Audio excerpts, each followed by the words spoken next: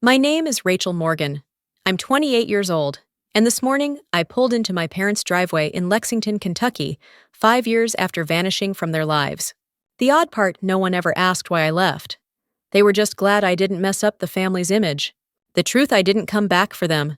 I came back because tomorrow I'll walk into Helix Tech Defense Systems, not as Frank Morgan's daughter, not as Ethan Morgan's little sister, but as Colonel Rachel Morgan, the Pentagon's lead liaison, on the very contract my father and brother are pinning their careers on. And no one here knows that yet. Before I can continue my story, take a moment to like the video and subscribe, but only if you genuinely enjoy what I do here. And tell me, where are you watching from, and what time is it where you are? I love seeing how far this community stretches. Now dim the lights, maybe turn on a fan for that soft background hum, and let's ease into tonight's journey together. The Morgans were the kind of family people admired from a distance. My father was a company man, rising through the ranks at Helix Tech, with crisp collars and steady charm.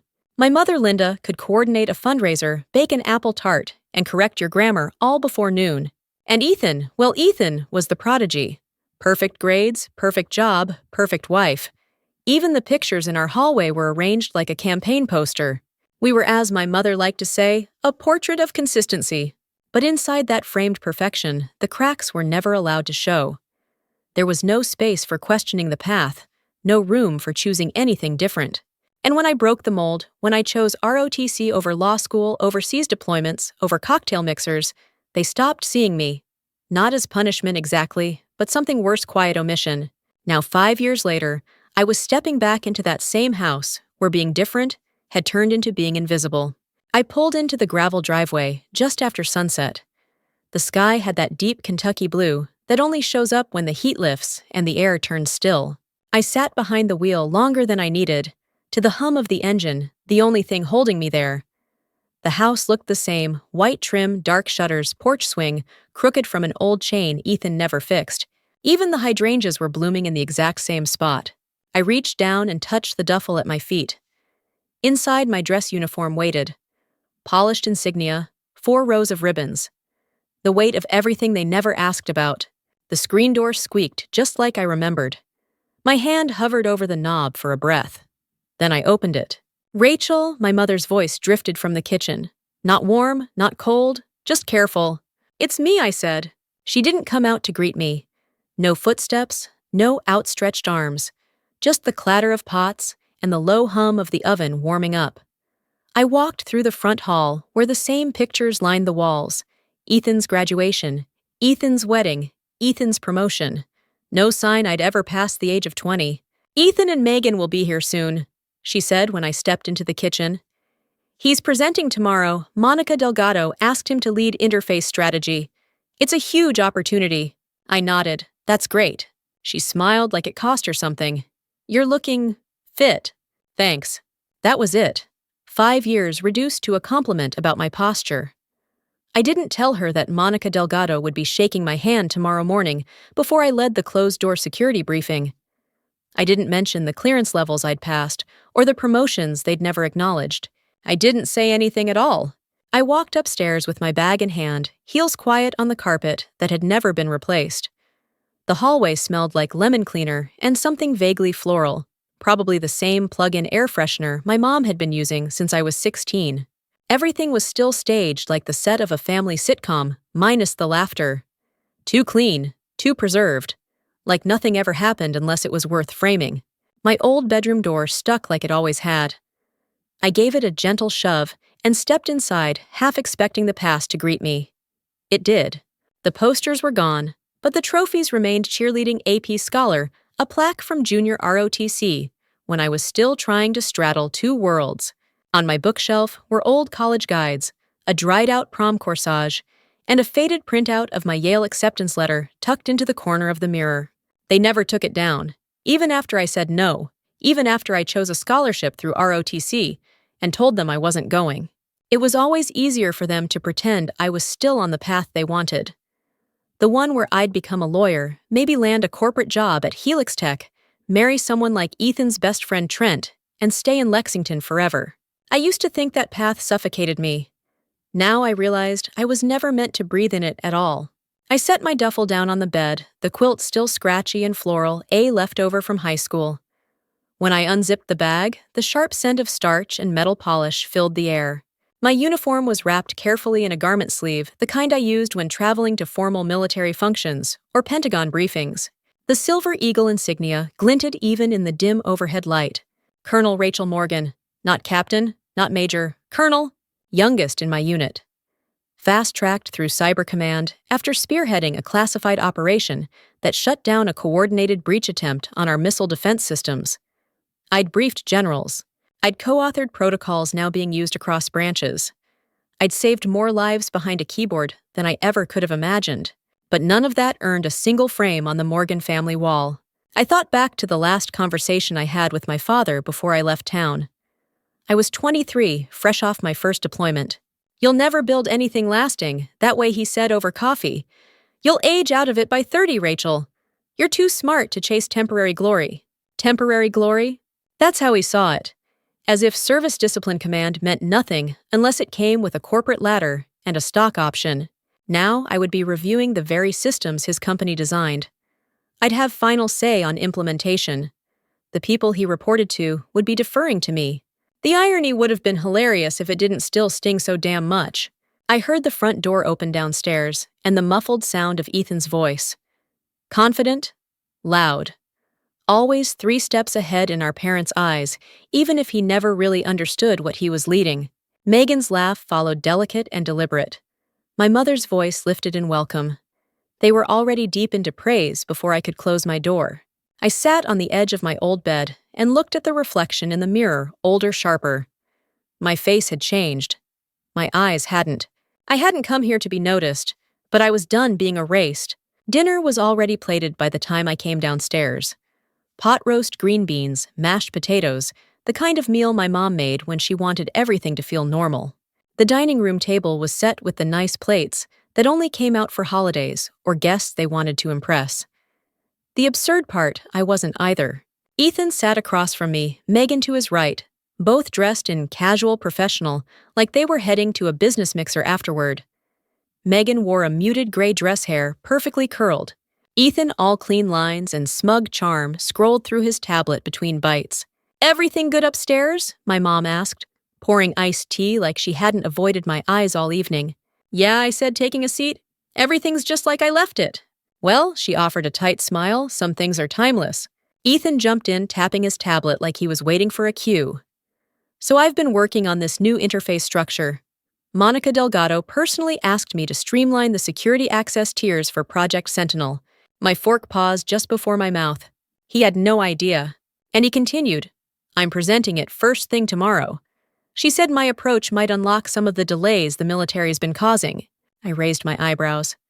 "The military's been causing delays." Ethan nodded with the confidence of a man who never had to doubt himself. "They don't really understand agile development. Too many layers. They get in their own way." Megan laughed softly. "Ethan's being modest. He's been running point on this proposal for weeks. Monica even said she wished she had 2 of him." My mother beamed like someone had just announced a pregnancy. "Well, that's my boy. You always had a talent for systems thinking. Remember when you built that model rocket in middle school and charted the launch data in Excel?" "Oh, I remember," I said, keeping my voice light. "He used my calculator and never gave it back." Ethan grinned. "Hey, it got us both extra credit." "Us!" That's how it had always been. He soared, I supported. He failed, I was blamed. Even now, at a table filled with adults, I was still the ghost holding his ladder. "And what about you?" Megan asked, trying to be polite. "Are you still stationed out west?" I took a sip of tea to buy a moment. "Not quite. I've been reassigned to a new command." Oh, my mother perked up briefly, then seemed to remember she wasn't supposed to look too interested. "Still in the same rank." Ethan snorted. "You were what major last time we talked?" "Colonel, actually." The words slipped out sharper than I intended, like a blade unsheathed too fast. The room went quiet for half a second, just long enough for everyone to blink, and then politely ignore what I'd said. "That's nice," my mom said, returning to her green beans. "Well, your cousin Samantha just made VP at the bank. She's flying to Zurich next month." I stared at her. "Zurich sounds lovely." "She's always been so international," my mother said. You two used to be so close. Megan leaned in. I bet you've seen more of the world than all of us combined, Rachel. You could say that. I didn't mention Kabul. Or Ramstein. Or that I'd spent most of last year sleeping 4 hours a night, monitoring threats no one would ever read about in the news. I didn't say that I carried the weight of decisions that kept entire systems and people alive, because none of it would land here. Ethan tapped his tablet again. Big day tomorrow. I just hope this colonel they're sending isn't one of those paper pushers who wants to rewrite everything. I smiled. Yeah, I said, setting down my fork. Let's hope not. Back upstairs, I closed the door to my room with more force than I meant to. The frame rattled slightly, like it resented my presence. I stood there for a moment, hands resting against the wood, listening to the faint sound of laughter downstairs. It didn't sound cruel. That was what made it worse. It was effortless, familiar warm, but never for me. I turned back toward the bed, where my uniform bag waited like a sealed truth.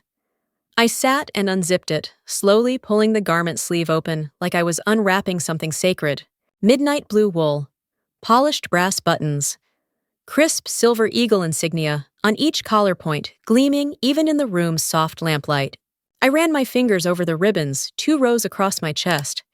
Each one earned, each one tied to a memory I rarely spoke aloud. Late-night missions, 12-hour debriefs, moments of clarity in rooms filled with static and fear. Times when I made the call no one else wanted to. And I was right. They called me the quiet firewall in my division, the one who didn't panic, the one who always saw the breach before it happened. But in this house, I was just Rachel, the girl who used to wear braces and had a crush on her biology teacher, the girl who should have gone to Yale. I stood and held the jacket against my chest, staring into the mirror. My reflection startled me. Upright posture, squared shoulders, a face shaped by decisions and discipline. This wasn't the girl they remembered. This was someone forged, chosen, earned. I thought back to my commissioning ceremony. Only one person from this house had shown up, my cousin Samantha. She drove 6 hours from Nashville to sit alone in the audience while my name echoed through the air. My parents said they couldn't get away from work. Ethan had a team meeting. Megan was planning their engagement dinner. I stopped telling them after that. Promotion to captain sent an email. Major posted the update on a private account they didn't follow. Lieutenant Colonel quiet dinner with colleagues and a small black cake with white frosting to the firewall. We laughed, drank bourbon, shared war stories no one else would understand. Colonel, that was different. Brigadier General Ava Pierce had pinned the insignia herself. I hope you understand how rare this is, she said afterward. You weren't just promoted. You were chosen. This role needs someone who sees the patterns no one else does. You're it, Morgan. And I knew she meant it. Not because she liked me, but because I'd earned her trust on the kind of battlefield that never made headlines. Lines of code, surveillance feeds, subtle signals buried in terabytes of noise. Tomorrow, I'd walk into Helix Tech, not as a guest, not as Frank Morgan's daughter, but as the woman who held authority over every major aspect of their defense contract. Final say on protocols, on team structure, on funding. And Ethan, who just bragged about fixing the military's delays, would find out I was the delay, and the decision maker, and the firewall he didn't see coming.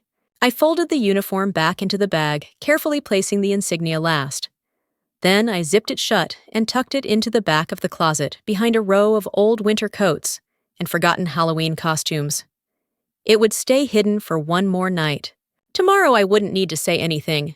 The look on their faces would say it all. Morning arrived cloaked in the kind of heavy summer stillness that only Kentucky seems to produce. The birds were already loud outside the window by the time I slipped into my uniform. I moved methodically, hairpinned collar, squared every insignia placed with precision. No hesitation, no self-doubt, just rhythm and readiness.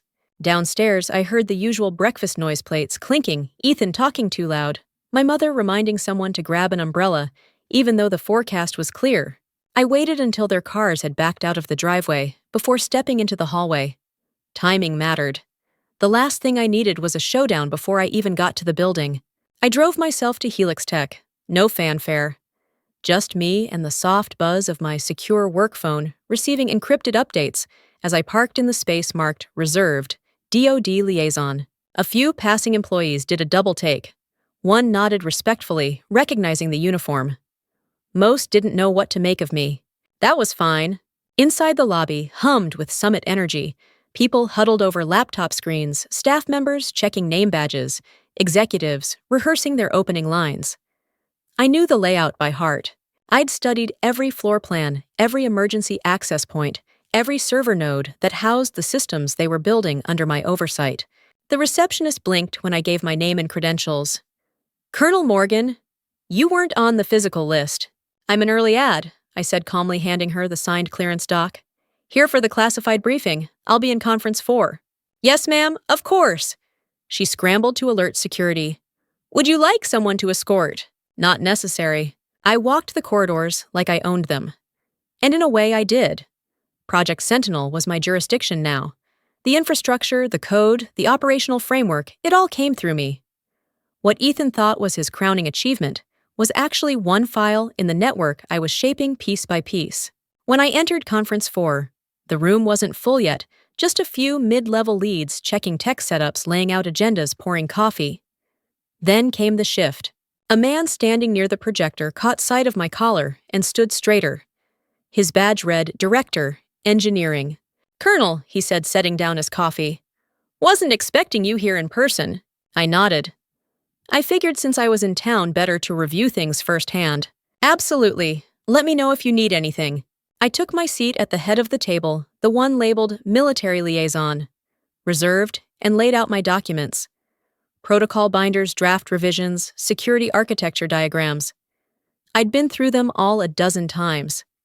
I wasn't here to be impressed. I was here to ensure they didn't cut corners. The room slowly filled with executives, managers, consultants, some exchanging curious glances when they saw me, but none of them said a word. Not yet. Then the door opened. Ethan, tablet in hand, blazer perfectly pressed a confident smirk on his face as he scanned the room. Until he saw me, he stopped mid-stride. The smirk dissolved. His eyes fell to the eagle insignia on my collar, then darted back to my face. Confusion bloomed first, then discomfort. "Rachel," he said under his breath.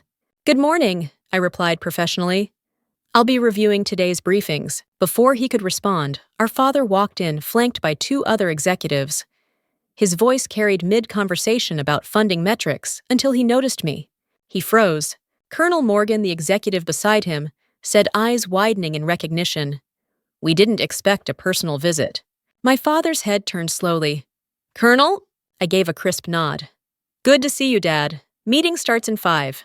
He looked at me like I was a mirage, slowly realizing he didn't know the version of me sitting at that table. But he would. The doors closed at exactly 9 o'clock. Helix Tech was punctual if nothing else. The room settled into silence as Monica Delgado entered, flanked by 2 senior directors. She was smaller in person than she appeared in news articles, compact, alert, sharp eyes that scanned the room once and clocked everything. When her gaze landed on me, her expression shifted. I stood and extended my hand. "Colonel Rachel Morgan," she said with genuine surprise. "Weren't we scheduled for a remote briefing?" "I decided to attend in person," I said. Felt important. She smiled, brisk and approving. I couldn't agree more.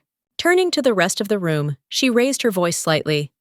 "For those of you who haven't had the pleasure, Colonel Morgan is the Pentagon's appointed liaison for Project Sentinel.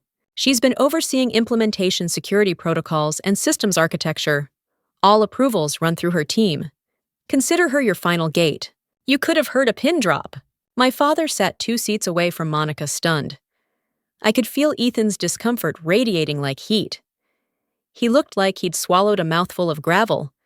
And he wasn't alone. More than a few people shifted in their seats, unsure how they'd missed this key detail. The first presenter started a systems integration manager, walking us through the encryption layers. I asked a few questions, nodded at reasonable answers, and clarified misalignments. My tone stayed even technical. This wasn't personal. This was operational. But I didn't miss the sideways glances executives, glancing at Frank Morgan, watching his face carefully as they realized who I was. Then it was Ethan's turn. He stood, voice a little too confident, trying to reassert control. "My name is Ethan Morgan. I've been leading the user interface integration branch. Monica asked me to expedite the bottleneck we've had with tiered access. I've created a streamlined framework for adaptive security overlays using modular permissions. He turned to the screen and pulled up his slides. Clean, stylish, buzzword heavy. I waited. When he finished, I gave it a beat. Let the room breathe. Then, can you walk me through how your overlay adapts to post-quantum threats within the secure tunnel framework? He blinked. Post-quantum. Yes, I said. The systems this protocol will be housed on are being upgraded in the next 18 months. Post-quantum resilience is a stated requirement in Section 7 of the DoD compliance document. I wasn't aware that was finalized. It was finalized 6 weeks ago. You would have seen the update if your team had reviewed the latest schema. Ethan glanced toward our father. His lips parted like he wanted to argue, but couldn't. Not in front of this audience. I'll update the documentation, he said. You'll need to do more than that, I replied, keeping my tone even. Resubmit revised specifications by Friday. My office will review. If it doesn't meet compliance, the module will be pulled from scope. A pause. Then Monica spoke. Thank you, Colonel. That clarity is appreciated. We moved on. Ethan sat down, his ears red, staring at his tablet like it had betrayed him. For the rest of the meeting, I fielded every question about integration deployment and compliance with ease. When the lead systems engineer mentioned a hurdle with biometric fallback, I offered a solution based on a pilot program we'd tested during an overseas deployment. Monica took notes. Each time I spoke, the dynamic shifted more. The weight of authority moved across the table and landed indisputably with me. And my father, he stayed silent, hands folded, staring forward like he didn't recognize the woman wearing his last name. By the time Monica wrapped up the meeting, the hierarchy in that room had restructured itself. Not because I demanded it, because I earned it, and they all knew it. The room emptied slowly. Executives lingered to whisper among themselves. Some nodded to me with fresh deference. A few avoided eye contact, unsure how to process what they'd just witnessed. I packed my binder methodically, page by page, giving them space to react however they needed to. Monica approached before I reached the door. Colonel, your presence today changed the tone in all the right ways, she said. I'd like to schedule a follow-up on the biometric recommendations. Happy to, I replied, calm and professional. Behind her, my father loitered near the side wall, waiting like a man outside a confession booth. His expression hovered somewhere between confusion and something dangerously close to regret. He cleared his throat. Rachel, can we talk? I nodded. Conference room or your office? He hesitated. My office. When I walked in, I wasn't surprised to see my mother sitting in one of the guest chairs. She looked like someone had called her in without context. Ethan stood by the window arms, folded, tapping the edge of his phone against his palm like he couldn't wait to escape. I stayed standing. The authority was still with me, and I wasn't about to relinquish it. Frank gestured toward the seat across from his desk. Please, sit. I'm good, I replied, voice even. No one spoke for a long beat. The air felt thick, artificially climate-controlled, but tense enough to sting. Why didn't you tell us, my mother finally said, her voice thin. About the promotion, about any of this. I did, I said. I sent invitations, emails, called after each new assignment. No one asked. So eventually I stopped offering. My father looked down at his desk. Colonel, he muttered under his breath, like testing the word in his mouth. That's a high rank. It is. He glanced at Ethan. I didn't realize you'd be evaluating the project. Neither did I, Ethan cut in. Until 5 minutes ago when you torpedoed my presentation in front of Monica Delgado. I turned to face him fully. I didn't torpedo anything. I asked a basic compliance question. You were unprepared. You could have warned me. I'm not here to protect you from your own oversight, Ethan. He looked at our parents, waiting for backup. None came. Frank shifted in his chair. You came here to embarrass us. I actually laughed. Quiet, sharp, no dad. I came here because I'm doing my job. You just didn't know that job involved you. Linda's brow furrowed. You never told us how far you'd gone with the Army. You never asked, I replied. You never even tried to understand what I do. Every time I brought up anything that didn't sound like a sales pitch or quarterly goal, your eyes glazed over. Ethan paced now, jaw clenched. You think you're better than us now? No, I said. I've never needed to be better than anyone. I just needed to be seen. That's the difference. Frank looked at me, then really looked at me. like he was seeing someone he'd never met. "Monica said she's been working with you for months," he said. "And you never mentioned your name once." "I didn't need to," I said. "My work spoke for itself." He swallowed throat tight. "You're the firewall." I nodded. A pause settled like dust. "I don't know what to say," he admitted. "Then don't," I said. "Just understand that I'm not the daughter you imagined. I'm someone I had to become with or without your blessing." And for the first time, no one argued with me. 6 months later, the air in my Arlington apartment still smelled faintly of coffee and printer toner, two things that defined most of my days. I lived alone, high up in a quiet building not far from the Pentagon. Clean lines, neutral tones, no personal clutter. I liked it that way. Order was something I could control. My parents were visiting for the first time. I had offered the invitation tentatively, unsure if they'd accept. But they had.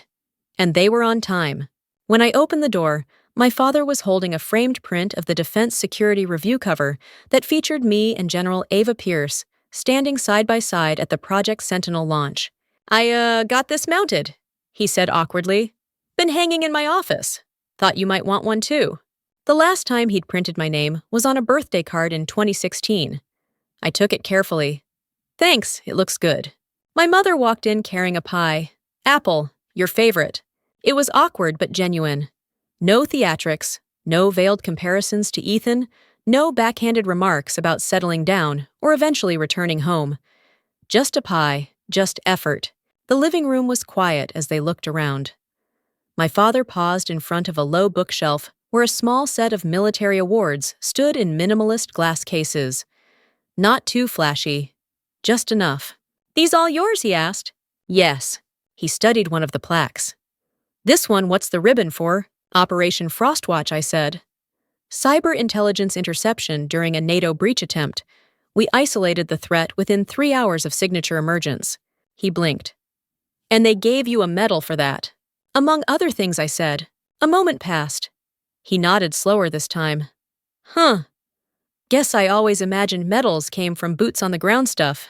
Didn't realize, you know." "I know," I said, and I didn't mean it unkindly. The bell rang. I opened the door to find Ethan and Megan, a bottle of wine in his hand. "Only the expensive kind," he said, grinning. "Don't worry, I didn't bring a PowerPoint this time." I raised an eyebrow. Shame. I was ready to grade it. He laughed. Not awkwardly, not defensively, genuinely. We sat around the dinner table, not as the golden child and the family ghost, but just siblings. Megan complimented my lighting choices. My mom asked about my upcoming speaking engagement in San Diego. My dad told a story about a confused junior engineer who kept referring to the colonel in memos, only to find out it was me. Ethan asked, "So how's the biometric patch rollout going?" I looked at him. "You read the implementation brief. Cover to cover," he said. "I used the adaptive model you suggested for my new internal proposal. The team thought I was a genius. Did you give credit?" Eventually he smirked. 5 minutes of glory never hurt anyone. I smirked back, as long as the model held. It did. It wasn't perfect. The tension still lingered beneath the surface. Years of being ignored don't vanish in a few dinners and framed magazine covers. But something had shifted. Respect had replaced dismissal. Questions had replaced assumptions. After dessert, my dad stood up to refill his coffee and lingered near the window.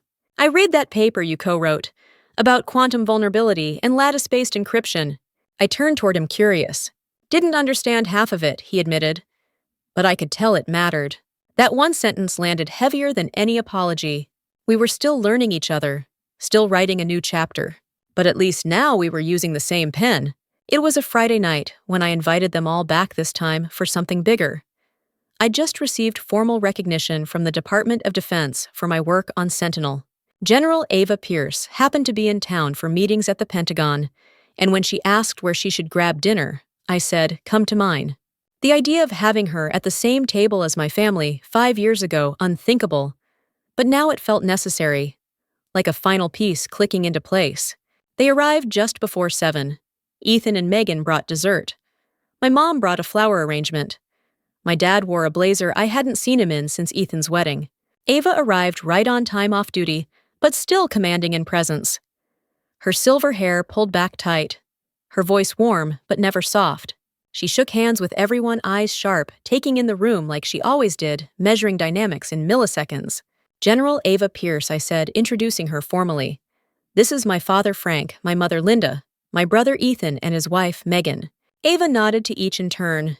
Pleasure to meet the people who raised her. Frank extended his hand first. Thank you for coming, General. We're honored. Ava's eyes flicked to me. No need for honor, Mr. Morgan. I'm just here for the pie, and to finally meet the family I've heard so little about. My mom's cheeks flushed. She offered a polite laugh and ushered us all to the table. Dinner began smoothly. Roast chicken, asparagus, roasted potatoes. Ava complimented the seasoning. Megan asked about her travels.